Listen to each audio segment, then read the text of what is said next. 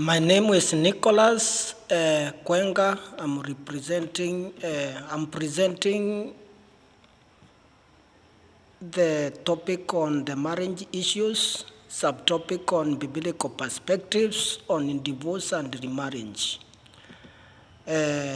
Introduction.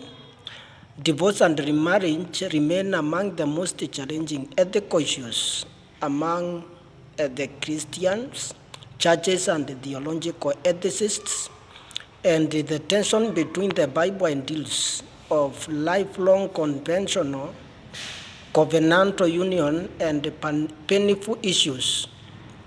Therefore, this introduction is to look at the biblical views and the traditional views on the divorce and the remarriage. Overview, divorce means dissolution of marital relationship, and the remarriage, the act of entering a new remarriage, that is after divorce. And the core issue, as quoted by Richard Hayes, claims that in the moral vision of the New Testament, that is hermeneutical task of relating the New Testament witness to contemporary situation, that is 1966, page 379, the tension lies in reconciling the clear biblical ideal of marriage's permanence with the complex and often painful realities of human sin and suffering. The other thing that I'm going to discuss is historical and cultural perspectives on divorce and remarriage. And we can say that a faithful interpretation of biblical text on divorce and remarriage requires a careful understanding. For example, the scriptures were not written in a vacuum, but engaged directly with the social and legal practices of time. Richard Hayes quote that according to the moral vision of the New Testament, we must read the Bible with historical imagination, striving the understanding of what really it entails on the issue of marriage, remarriage, and divorce. In ancient Israel, for example, marriage was a socio-economic covenant between families, and the divorce was largely a mere prerogative. For example, when we look at Deuteronomy chapter 24, verse 1 to 4, doesn't command or encourage divorce, but rather regulate a pre-existing practice to mitigate its harms. It stipulates that a man must provide his wife with a certificate of divorce, a legal document that was proper and significant for the woman's protection. As Old Testament scholar Christopher Wright explained that certificate served to formalize a change of status.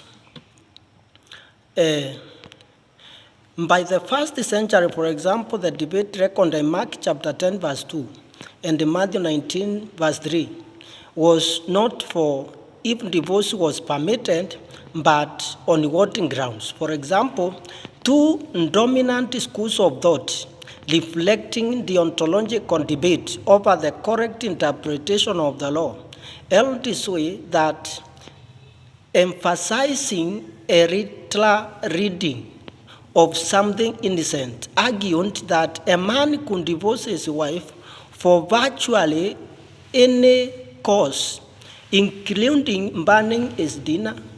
Conversely, the school of Shammai, for example, focusing on original intent that restricted divorce. The other thing that I'm looking at, according to this seminar paper, is ethical models and their views on divorce and remarriage. There are about 5, and I will start with natural law ethics. This model supposes that morality is derived from the inherent purposes and ends of human nature on social institutions. From natural law perspective, most clearly articulated within the Catholic tradition, marriage is a natural institution ordered towards two primary goals: the creation of and the education of children, and the lifelong companionship and emotional fulfillment of spouses. And the other one is virtue ethics. This shift focus from rules or consequences to the character of the moral agent. It asks what kind of people we are becoming through our actions, and thus a particular choice, cultivating virtues like fidelity, patience, love, and integrity, and does it foster vices like betrayal, deceit, and selfishness. Divorce sought for trivial reasons or personal convenience would be condemned as a failure of virtue and had capitulated to the vice of fickleness or pride. However, virtue ethics is not simplistically anti-divorce.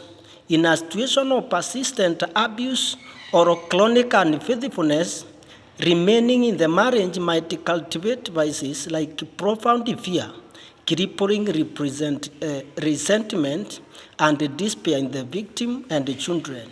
In such a case, seeking divorce could be understood as an act of the virtue of justice, protecting one's own God-given dignity. The other one is deontological ethics, that the one down means duty, stresses obedience to the moral rules and duties. The ontological approach to divorce focuses strictly on biblical commands as absolute moral laws. The primary rule is that marriage is a lifelong covenant. The prophet Malachi delivers a divine judgment that a man who hates and divorces his wife, says the Lord, the God of Israel, does violence to the one he should protect. Richard is present that the ontological reading of the New Testament text, arguing that Jesus' teaching on Mark 2 verse 12 present a standing absolute prohibition of divorce that allow for exception for a strict deontological the exception clauses. The other one is spiritual ethics. For example, Joseph Platty's situation of ethics, in stark contrast of Deuteronomy, prioritizes love as agape love as the single guiding principle. In this model, no moral rule, including do not divorce, is absolute. The morality of any action, including divorce, is determined solely by whether it is most loving thing to do in that specific situation. Yeah. So in this approach of ethics follows that for a woman in life-threatening abusive marriage, the most loving action of herself and her children would be to seek and divorce and safety. In this context, adhering to the rule, do not divorce, would be fundamentally unloving situation. Ethics provide the theoretical framework for pastoral institutions of many, while valuing marriage, believing that extreme circumstances and that principle of agape demands the dissolution of union that has become inherent destructive. The other one is African post-colonial ethics, and this begin analysis from the position of the oppressed and marginalized, emphasizing justice, that human dignity and freedom from oppressive structures, and to avoid oppression, the divorce would be the alternative in this case. And finally, the biblical and the Christian perspective. looking at how Bible views divorce and remarriage, and the comprehensive Christian perspective on divorce and remarriage must engage the full breadth of the biblical witness, from the foundation ideals in Genesis to the pastoral applications in the New Testament, while also considering the unique insight of global Christian traditions. Let us look also at Old Testament teachings. It represents the tension between divine ideal of marriage and regulatory concessions meant for human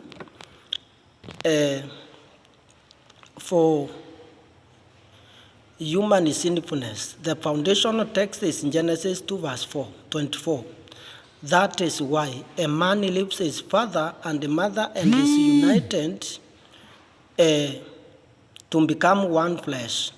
This establishes the creational idea of inseparable covenant union. Richard Hayes notes that one flesh union is the prescriptive norm that Jesus later appeals to, presenting God's perfect will for marriage as an indissoluble partnership. That is according to Hayes, page 347.